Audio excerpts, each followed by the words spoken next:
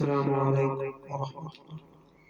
الحمد لله رب العالمين، الصلاة والسلام على أشرف المرسلين وعلى آله وصحبه وسلم.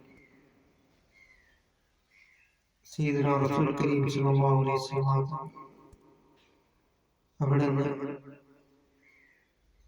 സദഖ ചെയ്യുവാൻ സഹാബത്തിനോട് പറയുകയും ആ സമയത്ത് അബൂബക്കർ സിദ്ദീഖ് റളിയല്ലാഹു തആല അൻഹു സദഖ ചെയ്തു.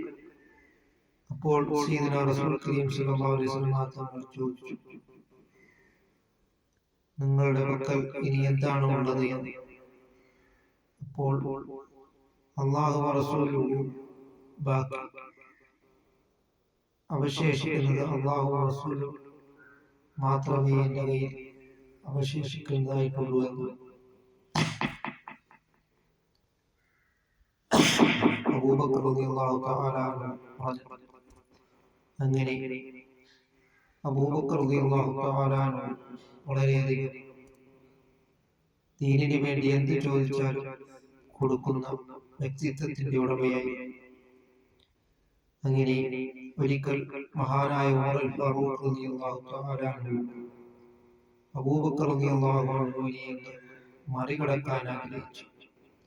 അങ്ങനെ ഒരിക്കൽ നബി സല്ലല്ലാഹു അലൈഹി വസല്ലം സദഖ ചെയ്യുവാൻ പറഞ്ഞപ്പോൾ ഉമർ ഫാറൂഖ് റളിയല്ലാഹു തആല തന്റെ സമ്പത്തിന്റെ പകുതി കൊടുക്കുകയാണ് ചെയ്തത്. അതേസമയം അബൂബക്കർ റളിയല്ലാഹു തആല അൻഹു കൊടുത്തത്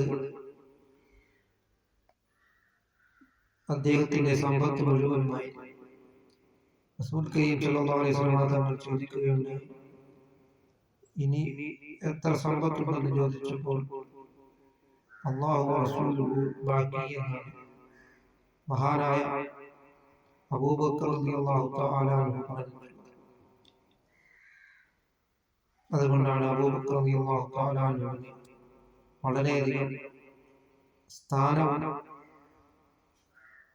ബഹുമാനവും കിട്ടുവാനുള്ള കാരണം മുഹബ്ബത്ത് റസൂലുള്ളാഹി സ്വല്ലല്ലാഹു അലൈഹി വസല്ലം.